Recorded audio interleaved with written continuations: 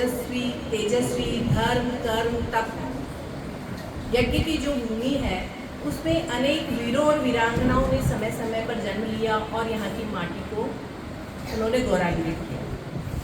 लेकिन इस धरती पर महाराणा प्रताप एक ऐसी शख्सियत थे जिन्होंने मरते दम तक मुगलों की दास्ता, यानी उस टाइम अकबर का शासन था, तो उसको मरते दम तक नहीं स्वीकार किया।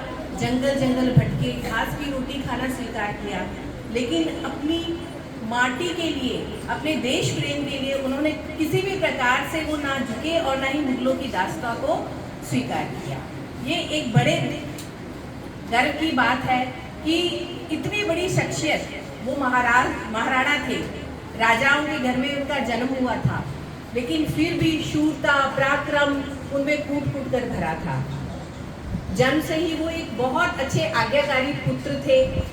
उनमें देखने में आया था कि महिलाओं के प्रति, नारी के प्रति एक अलग ही सम्मान का दृष्टिकोण वो रखते थे। उनमें कर्तव्य प्रकाश का कूट कूट कर भरी हुई थी। नेतृत्व क्षमता उनमें उनकी जो थी वो गजब की थी, देखने लायक थी। और जब वो चलते थे तो ऐसा लगता था धरती कांप उठी है। वो 7 फीट के थे, 110 किलो उनका वजन था, 71 किलो का वो यहाँ कवच पहनते थे, 205 किलो की 2 तलवारें लेकर वो चलते थे। चेतक नाम का उनका घोड़ा था। जब हल्दी घाटी का युद्ध हुआ तो मुगलों की सेनाओं ने जब उनको चारों तरफ से घेर लिया, सामने क्या था, एक बहुत बड़ी खाई थी जो कि 26 फीट की थी। तो चेतक ने क्या किया, उस जो खाई थी 26 फीट की, उसको पार कर गया। और इस प्रकार चेतक ने भी अपनी स्वामी भक्ति का परिचय दिया। और यही कारण है कि जब जब महाराणा प्रताप का नाम लिया जाता है तो उनके घोड़े चेतक को भी वही आदर और सम्मान दिया जाता है। बच्चों, मैं आपसे यही कहना चाहूंगी कि आप लोग हमारा भविष्य हैं, और हम स्कूल में जब इस तरह के महान व्यक्तित्व का कोई भी जन्मदिन हो तो उनको याद किया जाता है या सेलिब्रेट किया जाता है, तो उसका जो मकसद होता है वह यही होता है कि आप उनके जीवन परिचय से प्रेरणा लें।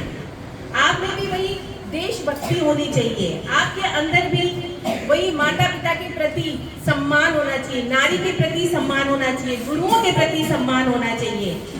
और सबसे बड़ी बात, जब देश को आपकी जरूरत हो तो मरने के लिए, मिटने के लिए आप में ये भावना होनी चाहिए कि आप हमेशा तत्पर रहे। आपके अंदर भावना होनी चाहिए कि मन समर्पित, तन समर्पित और यह जीवन समर्पित, चाहता हूँ देश की धरती तुझे कुछ और भी दूँ।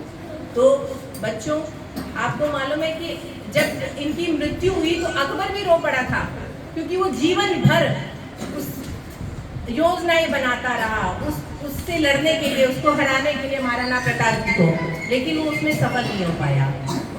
उनके जो एक बार दरबारी कवि थे, उन्होंने भी कहा था कि आदमी चला जाता है, धन दौलत मिट जाते हैं, लेकिन किसी भी इंसान का जो गुण होते हैं वो हमेशा अमर रहते हैं। तो महाराणा प्रताप जी तो हमारे यहाँ से चले गए, लेकिन ये अपनी शूरता को, अपनी वीरता को, अपने जो अधिकतर गुण उनमें थे वो सदा सदा के लिए संसार में उनकी अमित छाप को हमारे बीच छोड़ कर गए। एक बार क्या था कि अमेरिका के भूतपूर्व राष्ट्रपति अब्राहम लिंकन जी जब भारत आए थे तो उन्होंने अपनी माता से पूछा कि माँ, भारत जा रहा हूँ तो आपके लिए मैं क्या लाऊं?